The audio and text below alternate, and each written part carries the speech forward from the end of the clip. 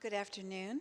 My name is Mary Sabatino, and I'm going to welcome you to our talk, Dialogues, Galerie Lelong Dialogues, and this is the 24th in the series. And of course, it's in conjunction with Martha Rosler's exhibition, Truth Is Not, Truth Is Not. I'm going to give you a little biography of each of our panelists, but you can look on our website for further information, beginning with Martha Rosler, who is an artist who works in a variety of media, including video, photography, text, sculpture, performance, and writing, focusing on issues in the public sphere, addressing cultural and political concerns, both domestic and foreign, often through a feminist lens. Coco Fusco is an interdisciplinary artist and writer based in New York and a professor at the Cooper Union School of Art. Her performances and videos have been presented in numerous international exhibitions, including the 56th Venice Biennale and 3 Whitney Biennales, and in our many collections of museums globally. Dr. Gregory Sholette is a New York-based writer, artist, activist, and scholar, specializing in social art theory.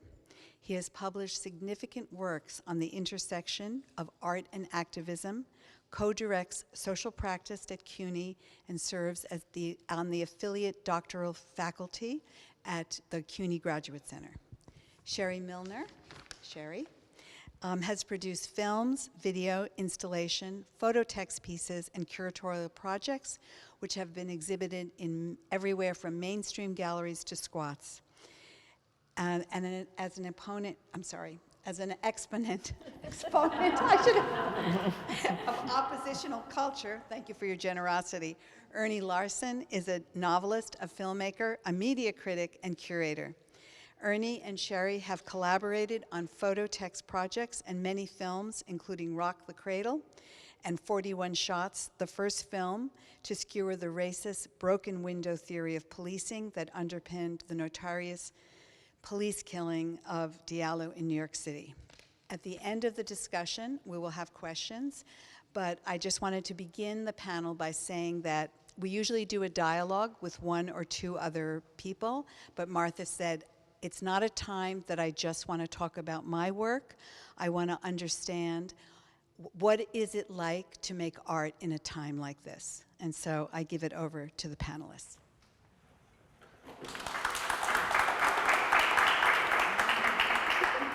So how do we do this? Who goes first?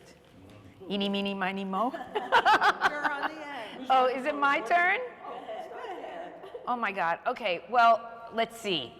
Let's be brief. And first, thanks to Martha for allowing us to basically take advantage of her brilliant artwork as a starting point for an important conversation.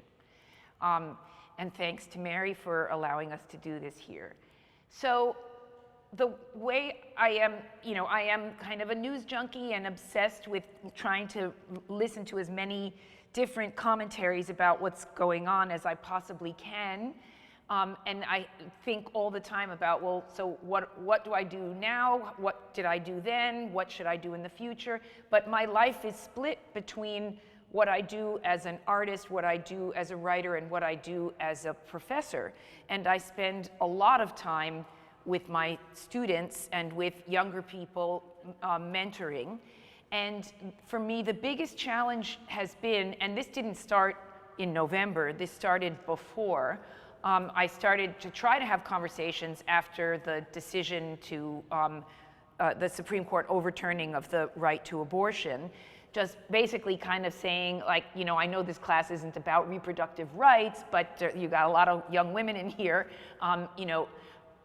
it's not going to affect me because I can't give birth anymore, but it's really affecting you, and I think that you need to think about that and try to find a way to respond, and got silence and a kind of lack of interest, lack of engagement. And what I have been seeing over and over is a sort of paralysis or a sense from many young people that I encounter of, burn it all down, politics sucks, I'm not going to vote, there's no reason to engage. And that kind of position obviously sort of creates the conditions for authoritarians to govern without a challenge. Although I can understand why people would be skeptical about the current system. But my conversations are often trying to address that, how to get younger people I work with to actually think about the political, and then how to get colleagues of mine in the art world not to just say, oh, I don't want to think about it, you know, let somebody else solve the problem, which I do feel is a widely held point of view. Probably not of the people in this room, but I think it's many people in our business for a number of reasons, seeing politics as something that is too dangerous, particularly after the sort of storm around the Art Forum letter in, I guess, October of 2023. So those are, you know, the sort of bigger questions that I'm constantly asking myself. What I'm actually doing in the concrete, I started last year working on a project about newly arrived immigrants to New York. I used Lewis Hines' photographs from Ellis Island taken between 1904 and 1914 as a model to restage with new arrivals, Africans, Central Americans, and others. And I first did an animation as a public artwork that was on Link NYC signs before the election. The idea was everybody who lives here is a New Yorker. In other words, that's been the story of the city, and that there's really to adopt a kind of xenophobic anti-immigrant posture was just completely contrary to the ethos of the city and the history of the city. And I've expanded that now, and I'm working on a photo series continuing to use the Lewis Hine photographs as a model, and then restage, which will be shown in New York here in September as part of an exhibition. I also am collaborating with two colleagues of mine, Noah Fisher and Pablo Helguera. We started this paper of political satire, cartoons, trashing MAGA, called The Siren. This was issue number 1, came out on Inauguration Day. Issue number 2 is coming out on May Day as the first 100 days of MAGA, and have invited political cartoonists from everywhere, all over the world, to collaborate with us. And I've been very happy with the response. I've said this many times publicly that, you know, I was inspired to do this by seeing a print show at the Met of Mexican prints from the late 19th and early 20th century that were attacking the Porfiriato and criticizing authoritarianism in Mexico. And these very, very clever drawings and cartoons were coupled with really sarcastic rhymes, and so we're trying to use that as a model for how we work. I have to say that the most nasty and delicious cartoons are coming to us from abroad. So I think that, you know, there are many in the world that share that animus about the current situation in the US. And I observe their ways of addressing this with respect, and try to understand why it's more difficult for us to solicit that kind of direct response and biting sarcasm from within our own home. And so for me, the challenge with that project is to cultivate more of a kind of critical spirit with the idea that laughing at authority is the best way to undermine their power, and to begin to get more people to imagine alternatives. So I think that's all for me, and we could go on. Yeah. I pass. You too. Shall I jump in since I was second on? Yeah, I'll do that, get it on. I'm also a contributor to the first issue of Siren, happy to say. Mine is not so biting. I think I submitted a more biting version, and that, okay. Anyway, here we are. It's wonderful, thank you, Mary, Martha, everyone here. I was thinking about the education piece you raised because it's so important, and I'm working on a new book, which I talk about this moment we're in. I call it the unpresent, which is kind of like the uncanniness and timelessness that we're in, the sense that there's no future. There really isn't even a past. We can't identify points in time that we feel we can identify with as liberatory or emancipatory. So the unpresent has become a way to sort of reference that. And the contrary position would be the phantom archive. I'm developing both of these ideas, so not completely through yet, but I'll get to them soon. Phantom archive would be the usable archive, as Kristen Ross talks about, the way the past can be used in the present in a kind of atemporal way. It's like we have to time travel to other locations now to find out what we can get away with, to reuse it, not to simply adore it, to represent it as if we could make it like it really was. That's the mission of MAGA. When they went to, on the 6th of 2021, January 6th, I watched those videos again. One of their objectives was to restage or to return to 1776 or 1980 when Reagan was in charge, or the 1950s, the post-war, anything that had this kind of fantasy about what America was. Now, I'm also going to put forward something that you're probably going to be a bit shocked about, although on my way here, my wife Olga found that David Brooks, the conservative, now he's a liberal, but conservative reporter, he actually sort of said the same thing that I've been working on, which is that MAGA is the new avant-garde. And I would change it to, it's the new retro vanguard, because it's very much marching quickly into the past. But in many respects, we've encountered avant-gardes over the course of history that have been reactionary, right? Futurism to some degree, vorticism, many things, and we are encountering another one now, and so far it's actually succeeding rather well. And we on the left have to really take that seriously and unpack it. Last point I want to make, because I think I first met you in a reading group that met at your place in Dumbo. And that experience of reading with Martha books with other students at Cooper Union, we're talking 1981, I had just graduated Cooper Union, or maybe 1980, was so important and so pivotal because you combined in your work, and this is where the two come together, your career is as a writer, but like a writer who's really taking seriously the task of writing, analyzing, thinking through problems, as well as making art. And to me, that is the intersection that has always been most important in my own work. The educational piece, last thing I'm going to say, I just happened to be doing some research, and I was reading Kristen Ross on the Commune, talk about usable archives, and came across Eugène Potier, who was basically an artisan and sort of a box maker, but became an important communard, 1871 France. And one of the things he called for was education for all, women, men, girls, boys, of course, this is 1871, and I'll just, one sentence or two. He who wields a tool should be able to write a book. Now this is this idea of breaking down the boundaries between things.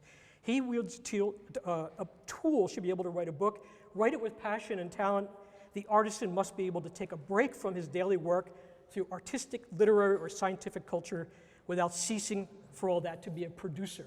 And it's exactly that kind of educational breakdown between these rigid areas that I think we need to sort of focus on. Usable archive. I'm done. Yeah, I mean, when I came in, came in around that way, and I noticed that I didn't realize the first time I came here that you had the images you have of May Day from 2022. And I think it also said 2011, 12, 13. And how there was the first time in decades that May Day was celebrated, and that question of history, you know, as you presented it, I think it's also crucial to the work that Sherry and I do in common. She's done some years ago, I think early 90s, did an installation about May Day and the history of May Day. And, yeah. Sorry. About the history of May Day. And I was thinking of that even early this morning, and for some reason, because maybe it was because of traffic and the mess on the street on 23rd Street where we live, is that when we made that, I helped her make that installation, we dragged stuff out of May Day, out of Union Square, which was the center of the celebration of May Day for, I think, 1890, probably 1890, somewhere in there. Emma Goldman and Alexander Berkman and many communists gave speeches through thousands of workers in May Day, when May Day wasn't a park, it was a place for people to congregate, essentially. Union Square. Yeah, Union Square. And that question of history, I think, is probably crucial, seems to be crucial to all of us in different ways, in various deep ways. And in our more recent work, which maybe Sherry want to talk a little bit about, which is work we've been doing in southern Italy, in Apulia, when we, it's around the question of land and the use of land and land reform. And we got, one of the things we've been interested in, particularly for the last 20 years or so, is to find situations in which essentially, mostly anarchists, but radicals in some way or another are attempting local struggles. And so this one is, these are local eco-activists who are, that have been working with over since before the pandemic, off and on. Italians and migrants. And they're not merely, not only local radicals, but also migrants, because the situation for especially African migrants in southern Italy is abject and has been for many years. And one of the questions that comes up is the question of history came up to us pretty rapidly, is the sense of like, what is the history of the land in that part of Apulia? And there's like a long history from 1890s through the advent of fascism in Italy, which they were very pretty brutal struggles centered around anarcho-syndicalists and attempts for the peasants themselves to retake the land that they had been stripped of for about 40 years at that point. And so we had to find ways in which to bring these two elements together, this deep past, the transformation of the land now, and what it was, what that deep history was. And it turned out, when we were thinking about this, we'd start talking to the people we met there who are part of this, particularly one collective, and that's what they were inspired by. It was precisely that moment in history. It was the 20s, and before it, and in that one town that we stay in when we're down there, Nardò, staying right nearby there, was briefly a republic. A day and a half, it was an independent republic, and they took the town for a day and a half in 1919. I think it was 1919. I can't remember. Yeah. And of course, it was put down very rapidly, but it was very striking to me. So that when I come in this room and see that see this panoply of historical moments, it's like it all comes alive to me in that way. Yeah, I'll pick up on that. Most of the work we do is video and installations. And partially, again, using moving image gives me a chance to work with other people. So a lot of our work is in some way or another collective, or as Ernie says, is inspired by a particular situation. And it's interesting what you said about the cartoons, because we started going first to Greece in 2009, partially because we felt like there wasn't enough here in Greece in terms of people's fighting back, of people's response and sense of outrage, really. And so we went to Greece, so we've done a number of projects there as well, also with migrants, partially because there is such an articulate and developed, actually, radical both history and present, and it's intergenerational, it's many generations. And so particularly around the kind of, the debt and all the things that were going on 2008, 2009, all the way to now, and what's happening with migrants, which of course is happening in this country as well. We started to do a lot of work in that area and did earlier pieces about the takeover or the takeover of buildings by collectives of, again, migrants and Greek together, the destruction of those things by the church and the state. But again, I agree, as somebody who teaches also, that it is, in some ways, much more difficult here. And people feel, I think, and it's certainly what I get from students, much more helpless, where the situations are smaller in these other countries, and they feel like they have a voice, that they have agency in a way that is almost bred out of people in this country by the education system. I mean, you could say a lot of reasons why that happens, but it's much harder. And then it's doubly hard in a place like New York City, where everything is kind of the individual and individually climbing up. And so there's a lot of kinds of anxiety, but I do have to say there's great pleasure in working with other people. There's also great pleasure in getting out on the streets. And again, this is an audience that probably knows that and participates in that. So, and it's something, again, when I teach mostly video production, but also film history, and I teach a class in political narrative filmmaking. So I'm always showing, and I show very little from this country.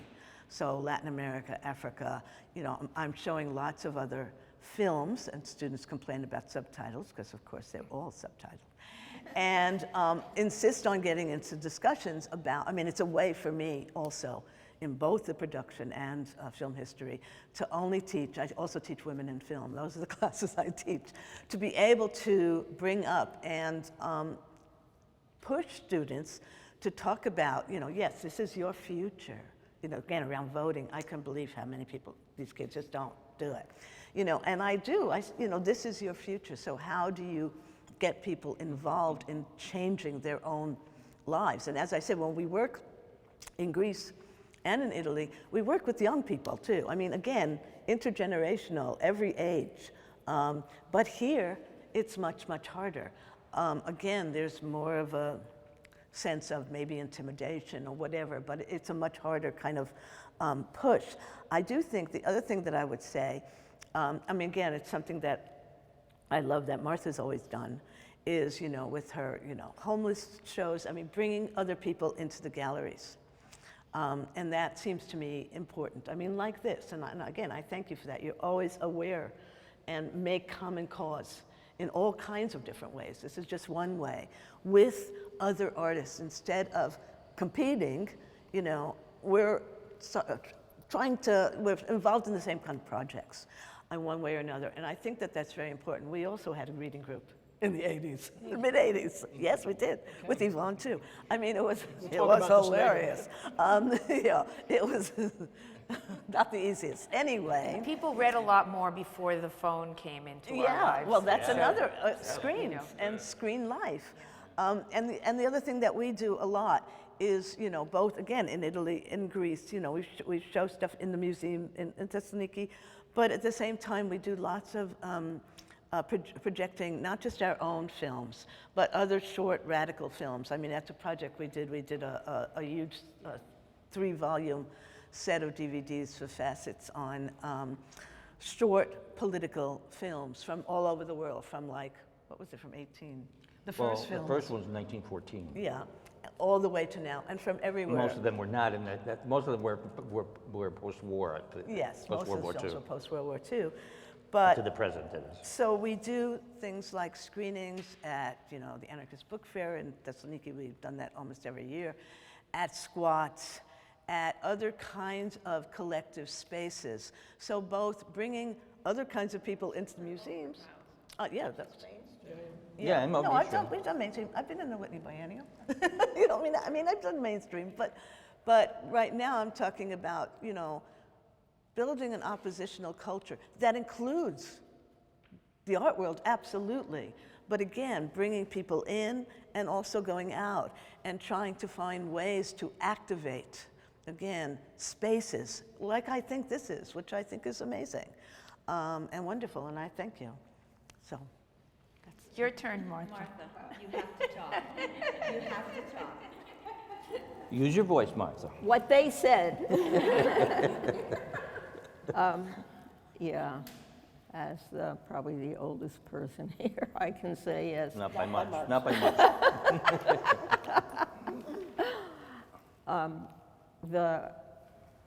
much. attempt to snip off the past and pretend that the future starts today, which I suppose is a little bit what is meant by avant-garde, according to Mr. Brooks, or Brooksy as he is known, is one of the biggest problems we face, of course. But what young generation doesn't feel that way under modernity, of course. Everyone feels that the future begins with them and that everything else is baggage. And so, just speaking personally, as an artist, and this speaks also for the brief that the little group I worked with, which wasn't that little, in San Diego, which was Nowheresville, back in the late 60s and early 70s, we felt that we needed to make our work, write and talk about our work, and teach, but not necessarily about our work, but about an approach, and to bring in the works from the past, the present, and many places outside of the little milieu, enclave, satrapy, whatever it was there. So I would say that's what drives me. I'm also driven by requests like, hey, you want to be in a Hannah Arendt reading room in Germany? Really, Hannah Arendt? I spent 6 months reading Hannah Arendt because I had many grievances against her for various things she's written, none of which were the Eichmann book, which I found riveting, actually. But I thought, okay, since we had the worst president ever at that time, which was a man known as The Shrub by Molly Ivins, I thought there are sections in Hannah Arendt's writings that are directly applicable. So I brought them forward, and because she wrote in German and English, and this was in the former girls' school in Berlin, the Jewish girls' school, which had been destroyed, of course.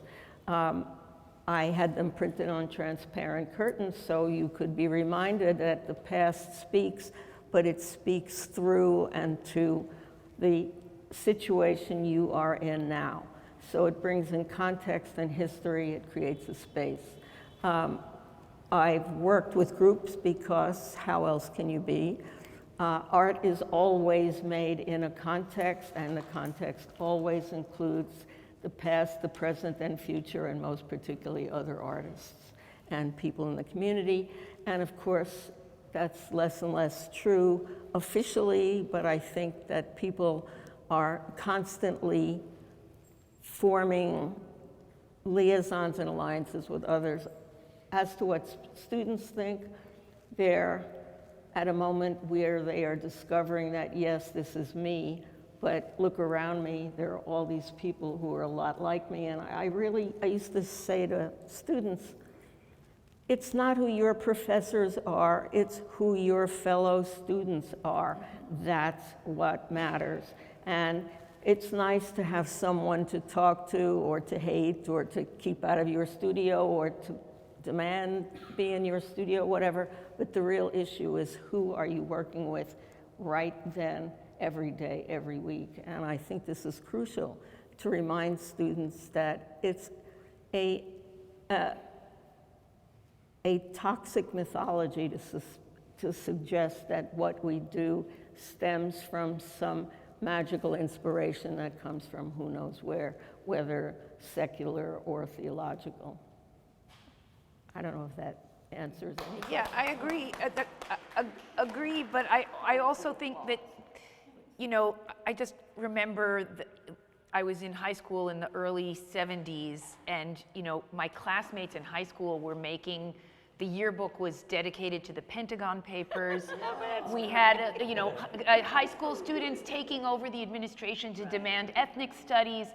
And I think that we were much more influenced by a very different information culture than what is out there now. The young people that I work with get their news from Instagram. They're much more influenced by influencers than by news outlets. There's a total blackout and mistrust of news and a complete faith, and a complete faith in any nutcase that appears on YouTube. There's a very, kind of instinctual, emotional response to tragic events, but not a lot of analysis, and so I can't switch my entire curriculum to like how to read the news, but sometimes I kind of feel like, okay, I understand that you're very upset about what you saw about Gaza on Instagram, but you need to look at a variety of news sources. You need to look at what is Al Jazeera saying about this? What is the, newspapers in London? What does The Guardian say about this? What does the New York Times say about this? What are all these different, and what does that tell you about the political climate around it? How are your own protests represented? And it's very difficult to kind of move people into the space of critical analysis that you guys are talking about because of this attachment to the social media as the purveyor of truth, right? And so, Coco, it's interesting though that the siren, right, is dedicated to the idea of being in print, isn't it? Yes, yeah. Could you say something about that? Because you're, obviously that's quite Well, contrary. I mean, we're in the style. Noah worked very much on the style of the masthead. That we are inspired by earlier print culture versions of this, and the idea of a multiple that could be distributed all over the place. Obviously, we have an online version too, but we're inspired by that and want to recall that history. And as a matter of fact, in issue number 2, we did a whole section inside on really unbelievably beautiful and so well rendered cartoons from the late 19th century, from the golden age, of these cartoonists who were attacking Rockefeller for controlling Congress, going after Teddy Roosevelt's imperialist projects in Central America and beyond. In other words, like all the same problems that we face now of, Trump going after Greenland and wanting Panama. Well, so did Teddy Roosevelt.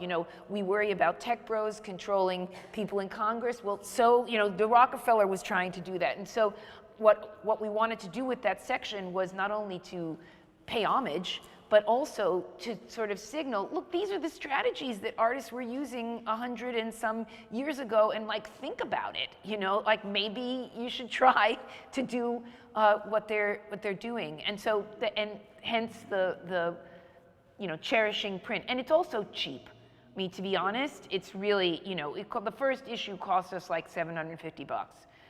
And went far. And this time we kind of splurged a little bit to do color because what's the print run for 700? It was like $1,500, $2,000. I mean, you pay a lot to start, and then the increments are like only $100 to go up by the 1,000. It's sort of amazing. I was talking with Barbara Moore, who's here, and we were in PADD together, as many of us intersected with, and we were trying to create this kind of archival access with the archive, with newsletter, and we dreamt of, could we distribute this in some different way? And now it's accessible, now we can do it. And we're working hard now to try to go back in a way to the way it was, which I think is materiality, I think, is really important. Something that you hold in your hands is different than something you look at on a screen. It's material, it's there. It has the virtue of novelty at the moment. Yeah, and just a there-ness, that. If I could. Irrefutable. Well, getting people in a room together also has that same immediacy. That's one of the reasons why you do that kind of screenings. Like when we did that screening in the squat, whatever. When you did these recent pieces, you decided to go back to the technique that you had used in the 1960s, rather than you could have done something with. Which reason? I'm talking about the works on this wall over here. It lingers. It lingers. He's talking about it. It's from 1993. Okay, so but it's still post-digital, right? Oh yeah. And you did Digital? use digital techniques, but they're presented as if they're, So Yeah, I'm but curious. that also applies to the photo montages, most of which still are cut and, I want to argue against something, Good, okay. About time. particularly a little bit against your framing of the difference between our past, which is, mine is older, and the contemporary one, we had no faith in any media. We did not like Walter Cronkite. We didn't watch any of that shit. Your generation didn't, yeah. That's right. Yeah, I still liked him because I was like 8 years old. Yeah, but Martha, there was a radical press. There was an alternative. That's where I was going. Okay, go ahead. We had the counterculture. People wrote and said crazy shit, including about medicine and, RFK kind of crap. But there were voices arguing against it. There were dialogues that went on in the underground press, and there was, Crumb and other, both pernicious and wonderful cartoonists. There was a fabulous culture. It was Rat. Fuck You, the magazine of the arts, and the Rat. What? The And the Rats. Rat. Yes. There was a vibrant, cheap giveaway culture in which ideas were exchanged and arguments had, and places, often bars like Max's Kansas City, where artists congregated, and Tompkins Square Park. And there was a vibrant culture where people got together, people engaged in actions, people argued, people wrote, people printed, people stood up and yelled, at rallies and so on. It's constantly moving forward, and then it gets erased. And then you go to art school, and they try to erase it all, except if you're in England, where you have to pick an artist from the past who you want to be exactly like, which I don't quite understand, but, But also, I would say that, in a more positive note, certainly I meant recently. to be positive. Oh, no, but I mean positive of today, Yes. not positive of the past, because I absolutely agree with you that we had, and going back to what you're saying, it's also, we looked for those other moments in the past to connect to as well. We felt like there was a radical culture that we could call on from the past. It was, suddenly people were writing about it, books were coming out about it, because we lived in a very sort of media almost blackout. You had 3 channels on the TV, and it was a fight to show a demo. You had 3 national, but we also had PIX, and we had Channel 9, and we had Channel 13. So there was a little, but now they're all owned by Fox. But you anyway, couldn't, and they refused to put. Remember, they wouldn't put any demonstrations on against Vietnam on TV. Or even on the In the New York Times, exactly. Thank you. So New the York degree to Times which still doesn't we do had it. to fight with this counterculture, very much everybody fought to make all of those things visible. Of course, now we're in a culture of insane, almost super visibility in which it's all the same. So it's almost the opposite. But one thing I was going to say is that I don't know what 5-10 years at this point, there are in the city places that didn't exist before, which are kind of social centers that kind of are modeled after a lot of what's happened, European or Greece, whatever, things like, Woodbine, also the Pits. Interference Archive. Yeah, the Interference Archive. So there has been an interest, in kind of creating spaces. Again, it's about territory. Whether you're dealing with people who are having, fighting over land in Brazil, actually, or you're dealing. It's doing very well. Yeah, amazing things happening, amazing self-organization, and it's amazing, horizontal autonomy. But, here there are still, and it's still a fight for territory, whether it's, really the galleries bringing this in and bringing us in, or these other kinds of spaces, which are social centers, which do exist in the city, and have host other kinds of, again, meetings, readings, get-togethers that deal very much with alternative, hopefully radical culture. And I think that's hopeful. Anything. Oh, sorry.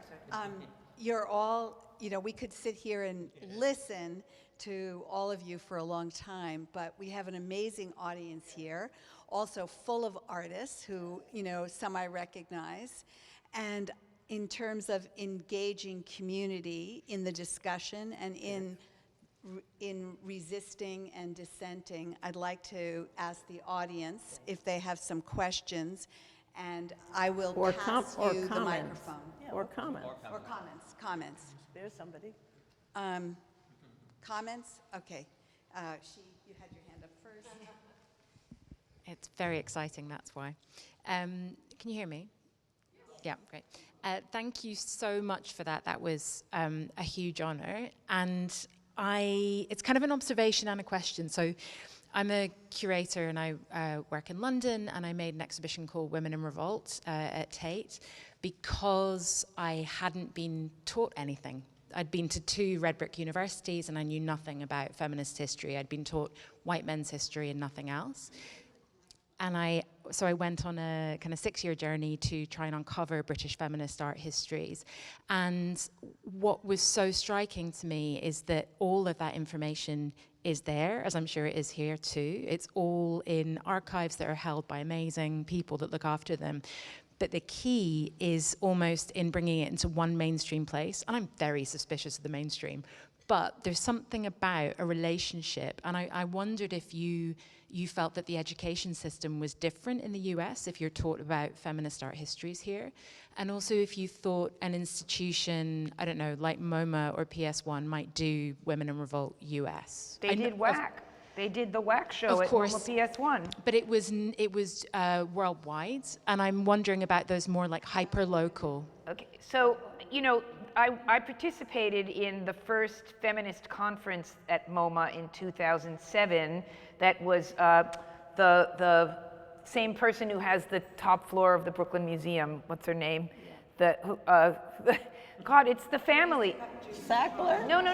Sackler. Sackler gave the money for them to do this conference, right? And it was a first in that regard. And I remember Guerrilla Girls were there. There were a whole bunch of women artists who were there. Huh? Yeah, and so yes, and there are a lot of people on the staff at MoMA who consider themselves feminists. They do acquire work by women. They're not like completely on Mars. But on the question of do you get women's art history about women or feminist theory or anything like that, it really depends on what you want to study, where you're studying, and when you're studying, okay? I graduated from college in 1982. There were no feminist art history classes at the time. It was just Jansen's art history full of white guys, and that was it, okay? But now, there are, right? So that this is like 40-some years later. If you want to go to whatever, Joe Blow Christian University, they'll teach you the classics and you won't have to touch it. It's not a requirement. So it's up to students to decide whether they want to do it. It sounds like you're talking before January 20th, 2025, since one of the aims of the current administration, or regime or whatever, is to destroy gender ideology and everything else critical. But it hasn't happened yet, Martha. I mean, it's not, it hasn't happened. Is happening. These courses And are to offered. destroy the point is. The museums. question is it? Huh? And to destroy the museums. Can I give this young lady, Yeah. who is from the generation that That we we're talking want, about. right? We want this generation here. Thank you all for your time. I'm also of the generation and also a student as well, so I'm very thankful that you guys are highlighting education in this talk. I'm curious, when you speak about kind of the resistance you're feeling from students in your classrooms, in your roles as educators, do you think about currently and historically how these educational institutions have failed to show up for these students, and also how you as educators are trying to bridge that gap with students in the institution, and what has worked to try and get the students to be involved in what you're speaking about in classes or outside of the classroom? I'll put a quick pitch. I'll put a quick pitch in for the project that Mary mentioned, because it maybe relates, which is the social practice project that we have. It's not a program. It comes out of the Graduate Center. We're funded completely by the Mellon Foundation, not by the institution. So we're a para institution. We're sort of attached, but we're not really dependent on them. We give money away to students, we give money away to faculty who do interesting work along art and social justice lines. And they become fellows and they work with us for a year, and then we get another group the next year.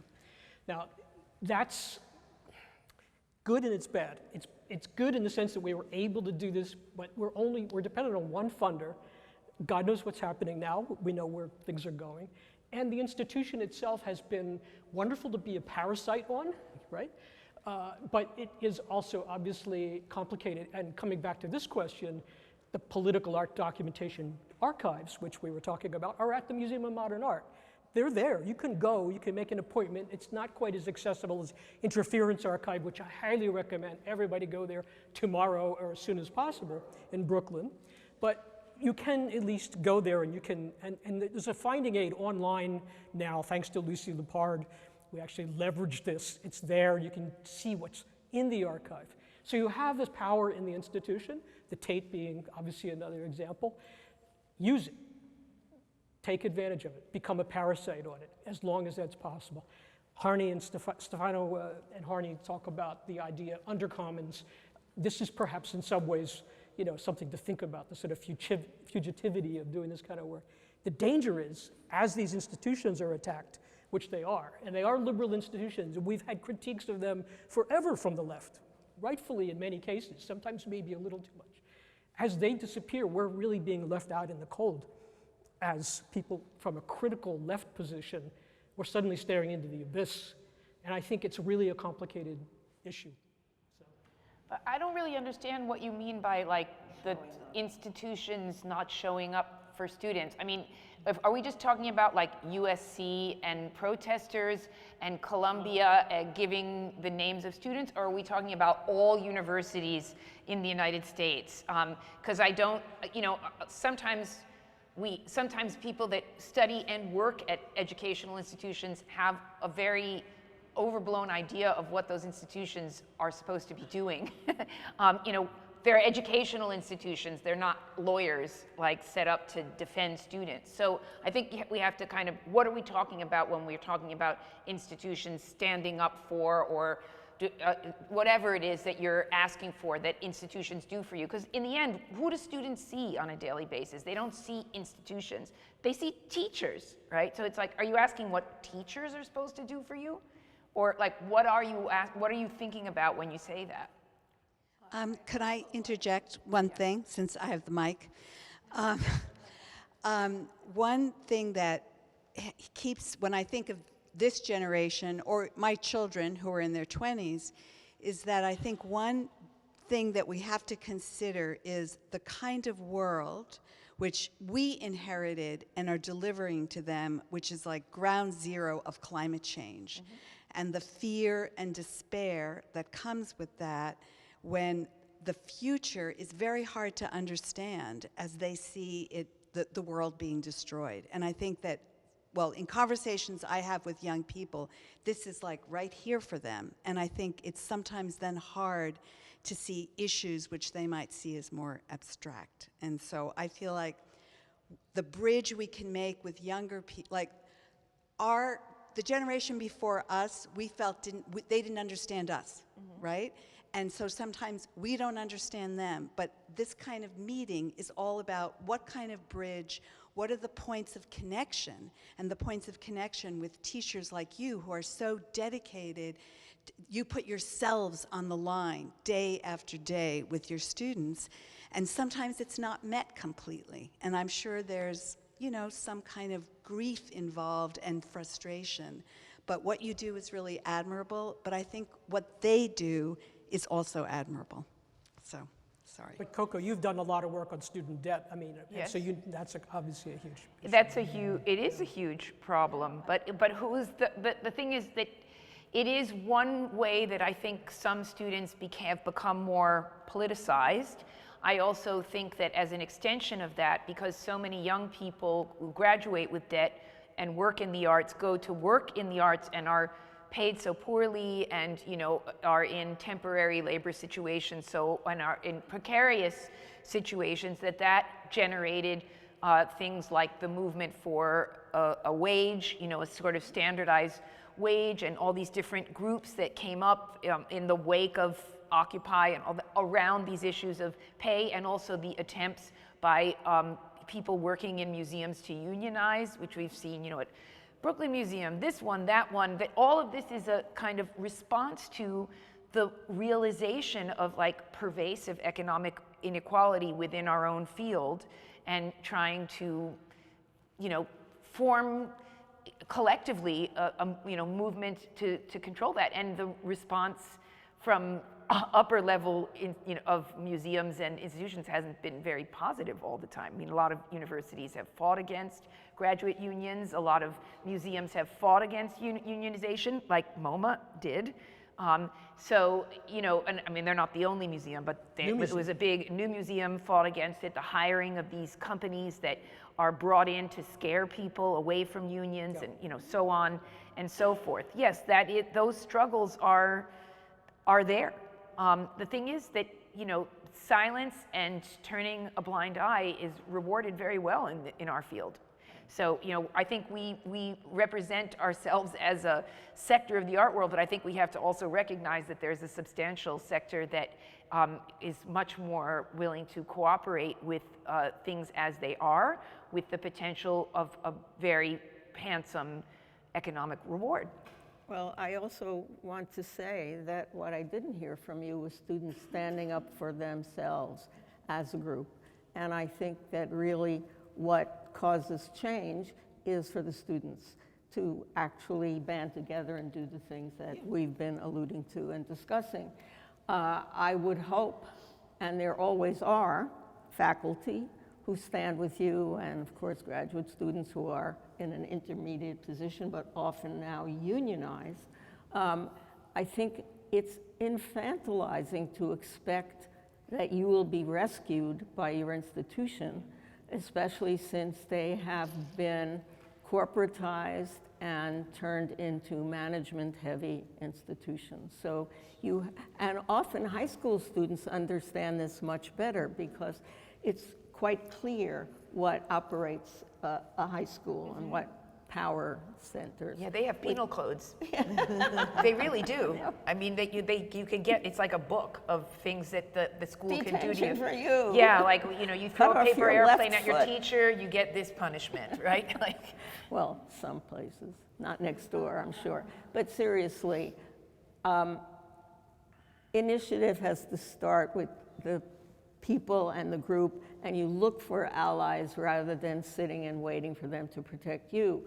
On the other hand, it's really important to acknowledge that the whirlwind of destruction from the current regime is to knock down and destroy all those defenses by doing really crazy things like revoking visas or sending emails to people saying you have to leave. Oh no, maybe you really don't, but you should, you have to leave. In other words, the attack is pointed at the individual, but what is the union slogan? Is no force on earth is weaker than the simple power of one, but the union makes us strong. Sorry, it's a paraphrase, but the point is that it's solidarity and stand up, fight back, stand up, fight back. And I really think it's incredibly important, which is why this administration has come down so very heavily on the student encampments in the most outrageous fashion, which no one should support, no matter what your point of view is. So I'm saying you need to put yourself at some degree of risk. I was working in Hong Kong when, I won't recommend this though, students stood up and took over the airport. And I remember that. sang. The umbrellas. Yeah. No, it was the next group. Sang, from Les Mis, don't you hear the people? So they're not going to win against Beijing's regime, but there was a voice of freedom and liberation being expressed there, as in Tiananmen. So what we learn is not what has failed, but what has succeeded in the moment to get people to move forward in world history.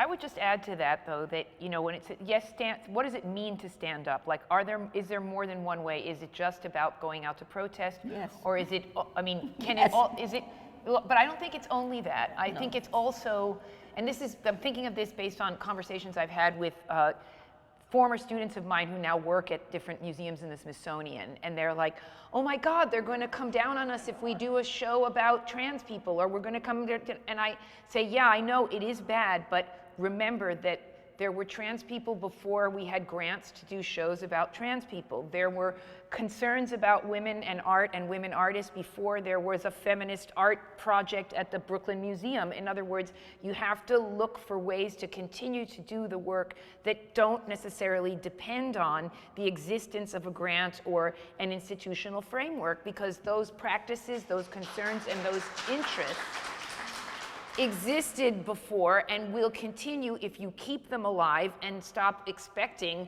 a government run by the people who are now running it to support it. You just say, well, culture exists without you, and we go forward. And what are models for that? I mean, I really want to think about Freedom School, you know, of like, let's do classes online for young people who are in states where they can no longer read books by Black people or by women or whatever, and just give it online so that they can have access. You know, think about alternative spaces that happened in people's homes, apartment art, which I have followed very closely in Cuba because of my long-standing work there. There's apartment art that was happening in China in the 80s and 90s. In other words, the government isn't the reason that culture exists. Well, again, and here too, some of the things, you know, the siren, the things that you were talking about, those things existed before. As you were saying, underground press. There was the Alternative U, where all of these people taught for free. People who taught in regular institutions as well, like Stanley Aronowitz, Murray Bookchin. They taught for free classes that they wanted to teach on you know, different kinds of Hegel, whatever. Again, and they were free, and as well as languages. You know, teaching Spanish or teaching, you know, English. That existed. That was, again, part of what we saw as the counterculture. And again, in terms of art, people, you know, occupying different kinds of spaces, like you're talking about, whether it's apartment art or abandoned spaces, even for a week kind of thing, and showing work. I think that we need a vibrant counterculture as well as a vibrant culture. And so it's not either or. Either. You enter all of those spaces, or try to find room, make room, again, not find room, but make room for other kinds of initiatives. Yeah. So are there other comments or that people would like to share? Martha would like the audience to participate.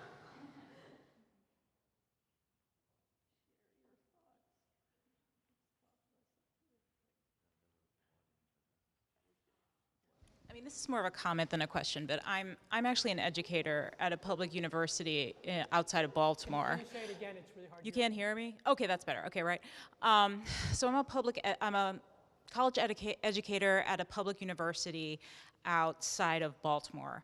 And so I'm sort of in the middle of I'm like in my 40s. So I'm sort of in the middle here, and I'm working with a lot of young people. And I'm actually here today with a group of graduate students that somehow we're all over. But what I am seeing happening as a result of the pandemic that I feel like young people need to address, and society at large needs to address, is this tendency to kind of, you know, just stick together with what you know and not come together collectively. And that's the only way you're gonna do anything.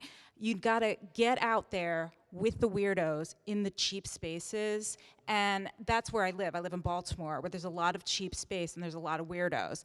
And it's been wonderful, and you have to find your people. I agree with everybody on the panel. The institution will not save you. They're not gonna save us, and they're not gonna save you. They're gonna save their ass. So that's all I have to say, but I'm just a voice of maybe another generation. That's very cynical as well, but anyway, yeah. Thank you. Thanks.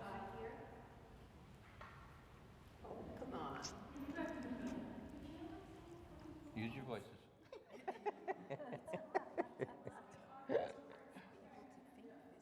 Sorry, no one? Yeah. Excuse me. Hi. Hello. Can you hear me? I'm really grateful to just even be here to be part of this. I think that as educators or as former educators, one of the most important things was to sort of to give to our students, this ability to go ahead, to do what they needed to do, right? That to be proactive. Like, how do you do that? How do you create these talking groups, or how do you meet in an apartment? To remind them, right? That sometimes it's the simplest things that we forget to say. It's like, well, how do I get to do a zine, or how do I get one? Like, for example, your zines, or I don't know what you call them now, but it's like, how do I get a copy of that, right? If I want one, I don't know where to get one. Is it online? And so how do we get that information? So I think it's by having these kind of conversations where we start to plant these seeds again, like, wake up, we can do something about this. And it doesn't have to be, you don't have to just give money, right? You could actually, design a pamphlet or have a conversation in the privacy of your home, right? So you can sort of spread that it's the proactive,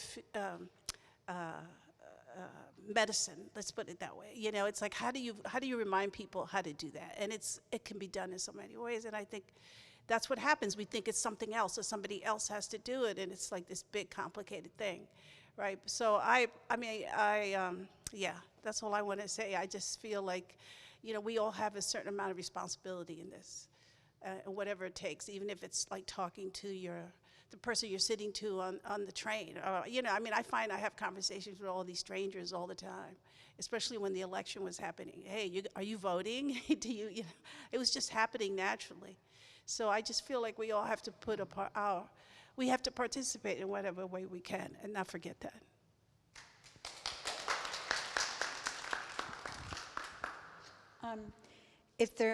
One more comment? Great. And I think this will be our last comment. Hi, it's good to see y'all.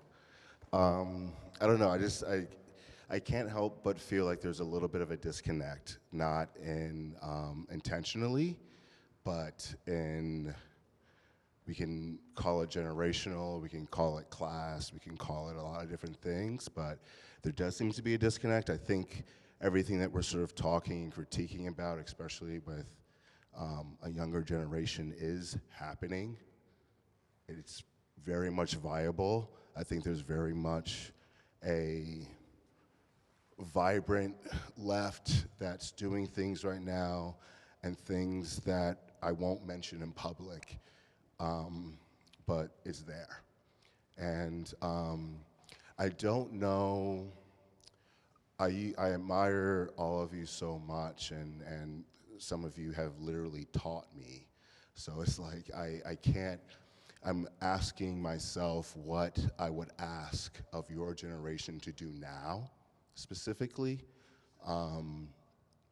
But I do want to sort of maybe change the tenor and say, like, no, these things are happening. There are these spaces. The underground is still very much alive, even in this city, as rent is 60% of our salaries. So, yeah, I don't know. I think that, again, talks and panels aren't where the revolution is based either. But I think that we also sort of like need to acknowledge that. I think I'll end with this. I think what I've lived through multiple recessions. I've lived through multiple genocides. There's never been a war that didn't exist in my time being alive. I think that a lot of people are learning of the past, and they're getting ready for what's happening next, especially in this moment.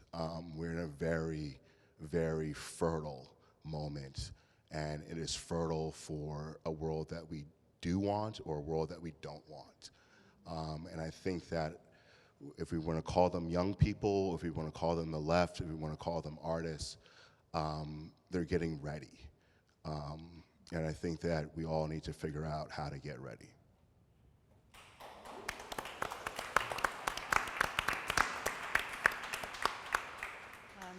I want to thank our amazing panelists and also thank the audience. This will be online at some time after we edit it. And you've all been incredibly generous. And Martha, thank you for saying, I don't want to just talk about my art. And please come back on May 10th. Martha will give a walkthrough. And she'll talk about her work then. Thank you all. Or someone will. Maybe you'll send someone.